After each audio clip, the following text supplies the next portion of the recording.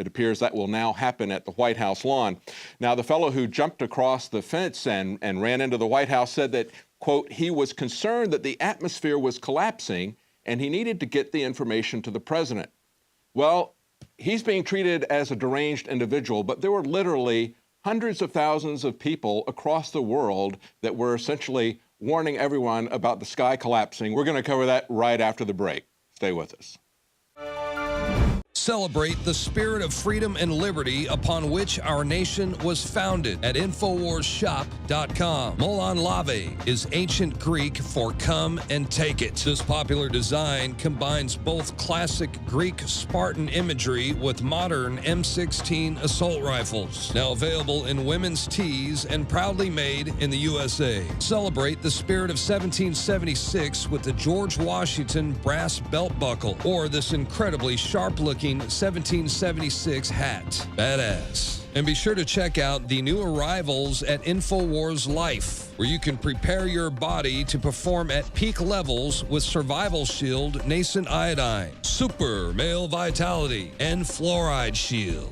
And wake up, America. Immune Support Blend is the healthy choice for the gourmet coffee lover. So get incredibly high-quality, freedom-based products and help fund the revolution at INFOWARSShop.com.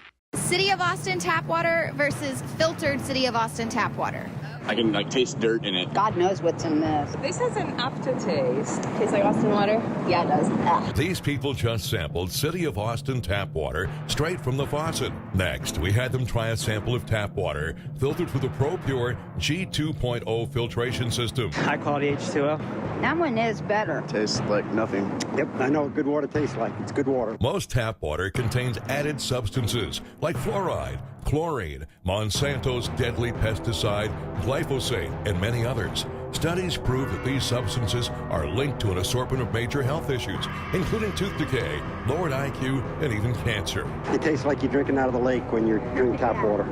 Yeah, it has that processed flavor to it. The ProPure G2.0 filtration system removes these deadly substances and many more, leaving only fresh-tasting, deliciously clean water. Okay, this is very tasty. It's good water. Refreshing. It's good. Go to InfoWarsStore.com today. Use promo code WATER and save 10% off your ProPure purchase. Again, that's InfoWarsStore.com or call 1-888-253-3139. Well, as the UN begins its climate change meetings, we have some demonstrations that have been orchestrated all over the world. Tens of thousands of people, in some locations, hundreds of thousands of people have shown up. Now, Kerry has addressed economic leaders from the 20 biggest economies, telling them that climate change should be at the top of their agenda, in spite of things like Ebola and ISIS. He says it's every bit as important as that. And they're pointing out that they believe that still putting out the narrative that they think that we're going to have a 4.5 degree centigrade temperature rise if we don't do something about carbon emissions. We've had record increases in carbon emissions, and yet the temperature has gone down over a 17-year period as a trend. They like to pick different times, like look at the data from this last summer and point to that and try to establish a trend, but by their own measurements in a 17-year trend, which is what they came up with, the metric that they chose, we have seen cooling. Nevertheless, that doesn't stop them. Even though they've had a 2.5% rise over the last year in carbon dioxide, and we've seen climate change go the other direction from their models, they still hold to their models, they still hold to their predictions. And as we see in these demonstrations, of course, it is the celebrities that are out front. We have actress Emma Thompson saying that every single person on this earth has the power to change the world, and when we all come together, our power becomes irresistible. Now we have to use our power to tackle the biggest threat that humanity has ever faced. She says, unless we are carbon-free by 2030, the world is buggered. How do you get carbon-free? We have carbon dioxide that we are breathing out that plants and trees need to breathe in, essentially. She also says that climate change deniers are bonkers. I guess maybe she doesn't look at the fellow who just ran across the White House lawn saying that the sky was falling and he needed to tell the president. Essentially, That's the perspective that I'm seeing from the climate change people that are at these different demonstrations. Now, of course, the global elite are reminding us that what they really want to do in the long run, I believe, is get rid of fiat currency in the central banks and replace that with fiat energy credits. That's where they want to go. That's what these carbon exchanges, these carbon credits that are being run by people like Al Gore, who, of course, was at the demonstration in New York. The Rockefeller Fund now, the people who have made their fortune on petroleum are now divesting their trust funds from investing in fossil fuels. Maybe they're just trying to drive them down so they can buy them up cheap. That's the trick that their great-granddaddy used. Now, it only appears to be a problem if America and the European Union is generating carbon dioxide. They don't seem to have a problem when it's being generated by China and by India in increasing amounts. RT tells us that China CO2 emissions are outpacing both the EU and the US, and they are 45% above the global average. The world's second largest economy and most populous country is now producing a greater share of CO2 emissions than both the EU and the US, which pioneered the Industrial Revolution and the so-called Second Industrial Revolution. This is from a report by the Global Carbon Project. But essentially, they don't count. Even though they say emissions in 2013 were dominated by China, they had 28% versus the USA's 14%. The EU was down at 10% and India was at 7%. In other words, China is emitting twice the amount of CO2 that the US is emitting. But of course, it's not a problem if China does it. It's not a problem if China builds a lot of new and dirty power plants. We have to shut down the power plants that are in the United States. That's essentially the agenda. And of course, as I pointed out at the beginning of the report, there is no correlation between increased CO2 and increased temperatures. We've seen just the opposite happen. We've seen temperatures go down as CO2 has gone up. Now, John Kerry was telling people today, executives and political officers from around the world, that this is a threat that is the level of Ebola that we should be concerned about. I don't believe that's the case, but Ebola genuinely is a threat. It is a weaponized plague. And maybe there is a connection to this phony climate change agenda where they want to make money for those who are selling carbon credits. And perhaps there's a connection with Ebola to pharmaceutical companies who stand to profit from vaccines. Why are we seeing American soldiers being sent by the thousands to inflicted areas? We're going to have a report on that right after the end of the news. But that's it for our news tonight. Please consider supporting us with a subscription to Prison Planet TV. Just one subscription can be shared with up to 11 other people. It gives you access to the news every night as it's broadcast without delay. You also get access to all of Alex Jones's documentaries. And of course, that supports our operation here. Well, we'll be back tomorrow night at 7 Central, 8 p.m. Eastern.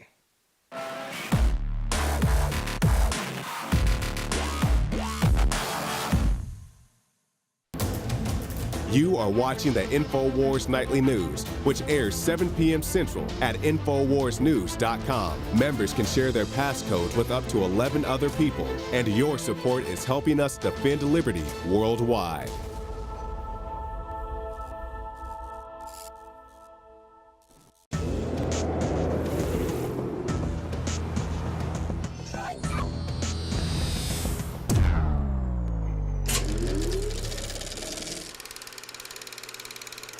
Well, it sounds like the perfect script for a horror movie. A virus with no vaccine and no cure kills thousands of people. 5 billion people died in 1996 and 1997. Almost the entire population of the world. Only about 1% of us survived. More reports of flu cases along the border, but officials are saying they aren't connected. Surely there's very real and very convincing data that the planet cannot survive the excesses of the human race. And I actually think the world will be much better when there's only 10 or 20% of us left. Dr. Eric Bianca. But most frightening was the fact that in a crowd of over 1,000 prominent scientists, local newspapers reported that 95% of those in attendance gave Bianca sustained standing ovations every time he extolled the virtues of mass-culling microbes and man's destruction, and went on to laud the virtues of Ebola because it would kill 90% of the world population quickly. The World Health Organization said on Tuesday the Ebola death toll jumped by almost 200 in a single day to at least 2,296 and is likely to be higher than that. The head of the U.S. Centers for Disease Control confirmed Tuesday that West Africa is in a desperate situation, but that there is still hope that the outbreak can be reined in. A top German virologist has caused shockwaves by asserting that it's too late to halt the spread of the Ebola virus. In other news, the CDC is receiving reports of a possible flu outbreak in San Francisco. If the symptoms were first detected in Philadelphia on December 27, 1996, that makes us know that it was released in Philadelphia probably on December 13th, 1996. And was seen sequentially after that in San Francisco, New Orleans, Rio de Janeiro, Rome, Kinshasa, Karachi, Bangkok, then Peking. Rome, Kinshasa, Karachi, Bangkok, Peking. This is some trip you're taking, sir. Is this all in 1 week? Business. One of the 2 Americans infected with the Ebola virus has arrived in Atlanta from Africa for treatment. The Massachusetts doctor arrived at the Nebraska Medical Center just before dawn this morning to be treated for Ebola. And right now, his or her blood sample is on its way to the Centers for Disease Control. The new ability to wage war is born from the blood of the victims. There you see. Also invisible to the naked eye. It doesn't even have an odor. This Ebola outbreak is unprecedented and has become the deadliest on record. Ebola is now an epidemic. You start to get a sense of the rapid escalation now we're seeing of the virus. Imagine a virus, the most terrifying virus you can, and then imagine that you and you alone have the cure. Without specific drugs or a vaccine for Ebola, the only thing doctors can do for those suffering from this disease is treat their symptoms. Ebola is not spread through the air like the flu. One will not likely catch the virus just by nearing someone who has it. In 1989, Ebola made its way to the U.S. This new strain of Ebola had shown the potential to spread through the air. They are now calling this a true pandemic. 5 years on. Still no cure. No cure. The Bill and Melinda Gates Foundation has given £31 million to help battle the Ebola epidemic in Africa. It is hoped it will also speed up the development of drugs and vaccines, as Ebola has killed more than half of its 4,300 victims. First, we've got population. Now, if we do a really great job on new vaccines, healthcare, we could lower that by perhaps 10 or 15%. A preventative vaccine for the Ebola virus could be available as early as next year, as British pharma company GlaxoSmithKline. So you want to balance the need to get a potentially effective vaccine to the people who need it in a way that you can get some meaningful information as to A, whether it does work or not, and whether it does harm. A confidential GlaxoSmithKline document recently linked to the press exposed that within a 2-year period, a total of 36 infants died after receiving the 6-in-1 vaccine of Inferix Hexa. UK pharmaceutical giant GlaxoSmithKline will plead guilty and pay a record-breaking $3 billion to settle the largest case of healthcare fraud in US history. Going right out to get vaccinated. The vaccine uses a modified chimpanzee common cold virus to carry a single Ebola protein. We're ready to move on to the next phase. Does it work like we predicted? With one exception. Can't dawdle on this one. We have to move with force and make sure that we are catching this as best we can. Nearly 2,500 people have died. Thousands more have been infected. Amid an international call for action, President Obama announced America's plan, which will see 3,000 U.S. troops head to the region. 3,000 U.S. military personnel. Compare that to Iraq. There are 1,600 U.S. military troops in Iraq right now. We're talking about 3,000 troops. The true goal of this project is power, complete and total hegemonic domination. At the request of the Liberian government, we're going to establish a military command center in Liberia under the pretext of humanitarian aid, and dominate and occupy Africa through AFRICOM. The security firm Halo Corp announced it will conduct a zombie apocalypse training exercise Al-Faraji will join about 40 other ghoulish friends in the third world village, where they'll bring on the